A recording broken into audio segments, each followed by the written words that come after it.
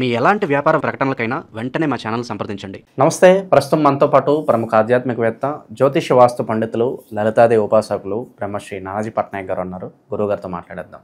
నమస్కారం గురుగారు. శ్రీమాత్రే నమః. వృషభ రాశి వాళ్ళకి విశేషంగా ఈ అక్టోబర్ మాసం ఏ విధంగా కలిసి రాబోతుంది, ఎలాంటి జాగ్రత్తలు పరిహారాలు తీసుకుంటే బాగుంటుందంటే? ఫస్ట్ ఆఫ్ ఆల్ ఏంటంటేనండి, లగ్నాధిపతి, వీళ్ళ యొక్క లగ్నాధిపతి 4వ స్థానంలో శుక్రుడు కేతువుతో ఉన్నాడు.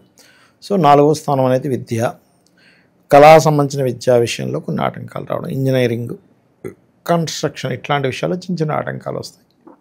కాకపోతే మీరు కొంచెం గణపతి ఆరాధన చేసుకుంటే ఆ యొక్క ఆటంకాలు అనేవి ఖచ్చితంగా తొలగిపోతాయి, అందులో సందేహం లేదు. కాకపోతే 9 నుంచి పంచమంలోకి వెళ్ళి నీచపడుతున్నాడు.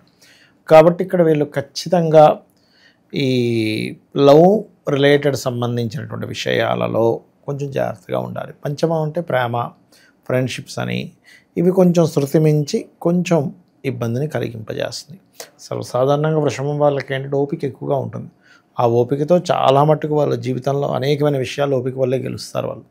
కానీ ఎప్పుడైతే ఇక్కడ ఈ పంచమంలో శుక్రుడు నీచంలో ఉన్నాడో ఇది కొంచెం చూసుకోవాల్సినటువంటి అంశం.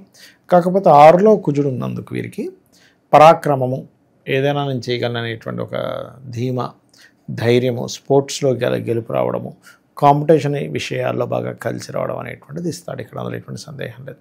కాకపోతే వీళ్ళు ఏదైనా క్రియేటివ్ సైడ్ ఏదైనా చేయాలనుకుంటే మొదటి 3 రోజులు చాలా బాగుందండి. ఎందుకంటే ఈ బుధుడు రవితో కలిసి పంచమ స్థానంలో బుధాదిత్య యోగంలో ఉన్నాడు.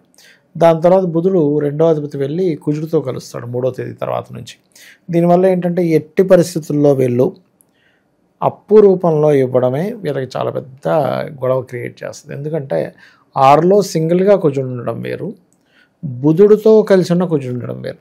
బుధుడు ఏంటంటే ఎంతసేపు ఇది వ్యతిరేకమైన ప్లానెట్ కదా, ఈ డిఫరెంట్ ఎనర్జీ ఉండే ప్లానెట్తో ఎప్పుడైనా ఒక గ్రహం కలిసినప్పుడు ఇక్కడ ఎలా ఉంటాయంటారండి కాంబినేషన్స్, ఫ్రెండ్తో కలుస్తున్నాడా, సముడితో కలుస్తున్నాడా, ఎనిమితో కలుస్తున్నాడా. ఇద్దరు ఎనిమిస్ కలిసారు ఏమవుతుంది, గొడవ అవుతుంది. ఫ్రెండ్స్ కలిసారు చక్కగా మాట్లాడుకుంటారు, సములు కలిసారు ఫ్రెండ్గా న్యూట్రల్ ఏముండదు, పరిచయాలు చేసుకుంటారు. ఇద్దరు వ్యక్తులు ఎలా అయితే ఆ రకంగా పరిచయాలు చేసుకుంటారు, 2 గ్రహాలు కూడా అంతే. బాగా వేడిగా కాలుతున్నట్టు పెన మీద నీళ్ళు వేసారు ఏమవుతుంది, చిడిచిడమంటుంది. ఇది అగ్ని, వాయువు, ఇది జలం. అగ్ని జలం ఎలాగో డిఫరెంట్ ఎనర్జీస్, అలాగే వాళ్ళిద్దరు ఏదో శత్రువులు అంటే నిజంగా వాళ్ళిద్దరు కొట్టేసుకుంటారని కాదు, డిఫరెంట్ ఎనర్జీస్ అంతే. ఆ రకంగా ఇది అప్పుల వల్ల అనవసరమైన గొడవలు తెచ్చుకుంటారు. కాబట్టి ఈ యొక్క విషయంలో చాలా జాగ్రత్తగా ఉండాలి. అలాగే ఇక్కడ శుక్రుడు కూడా పంచమంలో ఉన్నాడు కాబట్టి ఇందాక మనం చెప్పినట్టుగా ఈ సంతాన విషయంలో కొద్దిగా జాగ్రత్తగా ఉంటూ, ఈ ఫ్రెండ్స్ లవ్ అఫేర్ విషయంలో కొద్దిగా జాగ్రత్త వహించినట్లయితే వృషభం వారికి ఒక లక్కీ ఏంటంటే దశమంలో రాహు ఉన్నాడు. ఎప్పుడైతే దశమంలో రాహు ఉండి శని వక్రించి దశమం వైపు వెళ్తున్నాడో ఉద్యోగంలో కొంత స్ట్రెస్ ఉన్నప్పటికీ విదేశీ ఉద్యోగ అవకాశాలు, వేరే ప్రాంతానికి వెళ్ళడం ద్వారా వచ్చేటువంటి ఉద్యోగ అవకాశాలు చాలా ఎక్కువగా ఉంటాయి వీరికి. సో ఆ విషయంలో చాలా బాగుంది. కాకపోతే ఇక్కడ కొంచెం మేనరికము, లేకపోతే రిలేషన్స్లో పెళ్లి కోసం ప్రయత్నంలో కొంత స్ట్రెస్ అవ్వడము. ఎందుకంటే ఇక్కడ ముందే లగ్నాధిపతి వెళ్ళి పంచమంలో ఉన్నాడు శుక్రుడు. సో వివాహ కారకుడు ఒకటి నీచంలో ఉన్నాడు. మీకు 7లో గ్రహాల కంటే 5లో గ్రహాలు ఎక్కువగా ఉన్నాయి. కొంచెం డిస్టర్బెన్స్ వస్తుందండి ఈ టైంలో. వాళ్ళ పర్సనల్ చార్ట్లో కనుక బుధుడు బాగున్నాడు, 6-7 కనెక్టివిటీ వచ్చింది, లేకపోతే 7th లార్డ్ బుధరాశుల్లో ఉన్నాడు, లేకపోతే బుధుడు అండ్ 7th లార్డ్ అండ్ బుధుడు కలిసి ఉన్నారు, దట్ ఈస్ డిఫరెంట్ థింగ్. కొంచెం బంధువర్గంలో ఇస్తుంది, కానీ గోచారం సపోర్ట్ చేయట్లేదని చెప్తుంది. అంటే ఎలా అంటే ఇప్పుడు చూడండి, ఒకసారి వెళ్ళి అడిగినప్పుడు వద్దన్న వ్యక్తి రెండోసారి అడిగినప్పుడు అసలు ఇచ్చేస్తాను అంటాడు. అదేంటి అప్పుడు వద్దన్నావు కదా అంటే అప్పుడు మూడు బాగాలేదు.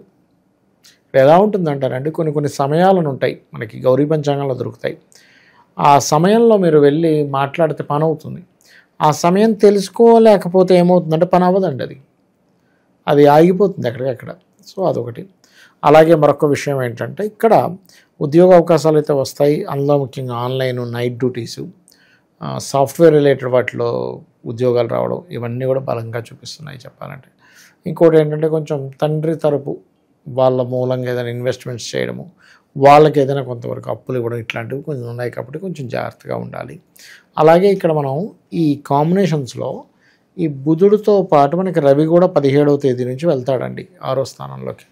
6లో 2 పాపగ్రహాలు ఉండడం మంచిదే. అంటే శత్రువుపై జయానికి, అంటే ఎవరైనా శత్రువు ఉన్నాడు వాడి మీద గెలవడానికి, అది స్పోర్ట్స్లో క్రికెట్ అనుకోండి, కబడ్డీ అలాంటిది అనుకోండి, లేకపోతే నిజమైన శత్రువు ఎవరైనా అనుకున్నా సరే వీటన్నిటికీ కూడా నిలబడి సాధించేటువంటి యోగాన్ని ఇస్తాడు రవి కుజులు ఇద్దరు కూడా 6లో ఉన్నప్పుడు. ఎందుకంటే ఇంతకాలం మీకు 17వ తేదీ వరకు 5లో ఉన్న రవి 6లోకి వెళ్తున్నాడు, ఈయన 28వ తేదీ వరకు ఉంటాడు. అంటే ఆల్మోస్ట్ ఒక 11 days 17th to 28th వరకు ఉన్నటువంటి కాంబినేషన్ ఈజ్ మోస్ట్. అది ఎలా అంటే కొంచెం వీళ్ళ తత్వంలో కూడా కోపం వస్తుంది, కొంచెం అగ్రెసివ్గా ప్రవర్తిస్తారు. ఇంట్లో వాళ్ళకు కూడా అర్థం కాదు ఏమిటి ఇంత అగ్రెసివ్గా ఉన్నాడు అంటే బికాస్ ఆఫ్ ప్లానెట్స్. మీరు ఇప్పుడు ఏదైనా ఒక జాతకం తీసుకొచ్చి ఈయన వ్యక్తి ఎలా ఉంటాడంటే మన జాతకం నుంచి చెప్పొచ్చు, ఈయన కూల్గా ఉంటాడా, అగ్రెసివ్గా ఉంటాడా, డిగ్నిఫైడ్గా ఉంటాడా, లేకపోతే కళాత్మకంగా ప్రేమగా ఉంటాడా, సీక్రెట్గా ఉంటాడా అనేది చెప్పొచ్చు. సోషల్గా ఉంటాడా, అన్నదమ్ములతో కలిసి ఉంటాడా, లేకపోతే కుటుంబ సభ్యులతో కలిసి ఉంటాడా, మదర్ పోలిక తండ్రి పోలిక చెప్పొచ్చు అండి. అది ఎలా ఇస్తుంది అంటే బికాజ్ ఆఫ్ ఆ సమయంలో పుట్టినటువంటి గ్రహస్థితి. ఇప్పుడు చూడండి మనకి ఒకే తల్లిదండ్రులకు పిల్లలందరూ పుడతారు, మరి ఎందుకు వేరువేరుగా ఉన్నారు? ట్విన్స్ తప్పితే అందరికి ఒక్కొక్క రంగు, ఒక్కొక్క హైటు, ఒక్కొక్క తత్వం, బికాజ్ ఆఫ్ వాళ్ళు పుట్టిన సమయం అది. అలాగే సమయం ఎలా అయితే ఇండికేట్ చేస్తుందో సేమ్ యాజ్ ఇట్ ఈజ్ వీళ్ళకి ఇక్కడ 6వ స్థానంలో గ్రహాలు వచ్చినప్పుడు దాన్ని అగ్రెసివ్ కూడా పెంచుతుంది. కాబట్టి నేనేమంటానంటే ఈ రవి ఎలాగో వీళ్ళకి 4th లార్డ్ అండి. ఈ 4th లార్డ్ వెళ్ళి కుజుడితో కలిసినప్పుడు ఏమవుతుందంటే 4 అంటే ఆస్తులు, ప్రాపర్టీసు, అలాగే గృహాలు, వాహనాలు, చదువు, ఈ విషయంలో అనవసరమైన ఘర్షణలు వచ్చే ఛాన్సెస్ ఉన్నాయి. కాబట్టి ఈ యొక్క విషయాల్లో చాలా జాగ్రత్తగా ఉండాలి. ఆరోగ్యం పరిస్థితి అంటే గురుగారు, అలాగే పరువు నష్టం కానీ ధన నష్టం కానీ ఏదన్నా సూచిస్తుందా వీళ్ళకి? ఏదన్నా పరువు నష్టము, ధన నష్టము అంటే గొడవలే చూపిస్తున్నాయండి. వీళ్ళు ధన నష్టం ఎప్పుడు జరుగుతుంది అంటే వీళ్ళు ప్రాపర్టీస్ కొనే విషయంలో చూసుకోకపోతే ధన నష్టం జరుగుతుంది, అది ప్రధానంగా చూసుకోవాలి. కాకపోతే గురువు వీళ్ళకి 2లో ఉన్నాడు ప్రజెంట్. ఈ 10, 18వ తేదీ 19వ తేదీ వరకు అక్కడే ఉంటాడు. 19వ తేదీ తర్వాత 3లోకి వెళ్తాడు. 3లోకి వెళ్ళిన గురువు ఏం చేస్తాడు, ఇక్కడ ఎటువంటి మంచి ఫలితాలు ఇస్తాడు అంటే కొంచెం హైయర్ ఎడ్యుకేషన్కి తోడ్పడతాడు 9వ స్థానాన్ని చూస్తున్నందుకు. వివాహం జరగడానికి తోడ్పడతాడు 19 తర్వాత. ఇలాంటి వాటికి కొంతవరకు సపోర్టివ్గా ఉంటాడు గురువు, అందులో ఎటువంటి సందేహం లేదు. అలాగే బిజినెస్ ఇంప్రూవ్మెంట్స్, ఎందుకంటే లాభస్థానాన్ని చూస్తాడు కదా. గతంలో ఏవైతే ఇరు వర్గాల మధ్యని లేదా 2 ఫ్యామిలీల మధ్య, 2 వ్యక్తుల మధ్యని అనవసరంగా మిస్అండర్స్టాండింగ్ జరుగుతాయి, మళ్ళీ కలిసి మాట్లాడుకున్నప్పుడు అవి సమసిపోతాయి. అలా వీరికి ఏదైనా అన్నదమ్ముల మధ్యన కానీ ఫ్యామిలీల మధ్యన కానీ ఏదైనా గొడవలు ఉన్నట్లయితే 19వ తేదీ నుంచి ఉన్నటువంటి గ్రహస్థితి ఏదైతే ఉంటుందో వీళ్ళకి గురువు మారడం వల్ల మంచి ఫలితాలు ఇస్తాడు. అలాంటి 2వ స్థానం నుంచి వెళ్ళిపోతున్నాడు కదా అని ధనయోగం ఇవ్వకుండా ఉండకపోవడం కాదు. వీళ్ళ పర్సనల్ చాట్లో మంచి ధనయోగం ఉందనుకోండి, గోచారం ఏం పెద్దగా ఎఫెక్ట్ ఉండదు వీళ్ళకి. అది స్థిరాస్తులు కొనుగోలు చేయొచ్చు అంటారా ఈ టైంలో? రిస్క్ అయినా పర్వాలేదని భావించి ఏదన్నా నన్ను అడిగితే 17వ తేదీ లోపలే ఏదైనా తీసుకోండి. నన్ను అడిగితే అసలు ఈ మంత్ వీళ్ళు అవాయిడ్ చేయడం మంచిది, ఎందుకంటే ముందే కేతు ఉన్నాడు, ఆ కేతు 9 వరకు శుక్రుడితో కలిసినాడు, అదొక ఇబ్బంది. మళ్ళీ దాని తర్వాత 17వ తేదీ రాగానే ఆయనకి ఏదో పని ఉన్నట్టుగా తులారాశిలోకి నీచ స్థానంలోకి వెళ్ళిపోతున్నాడు ఆయన, ఆ కుజుడితో కలిసినాడు, అదొక ఇబ్బంది. కాబట్టి ఈ విషయాల్లో జాగ్రత్తగా ఉండాలి. ఇక విశేషంగా దసరాని దీపావళిని ఏ విధంగా వినియోగించుకుని పరిహారాలు చేసుకుంటే బాగుంటుంది వీళ్ళు?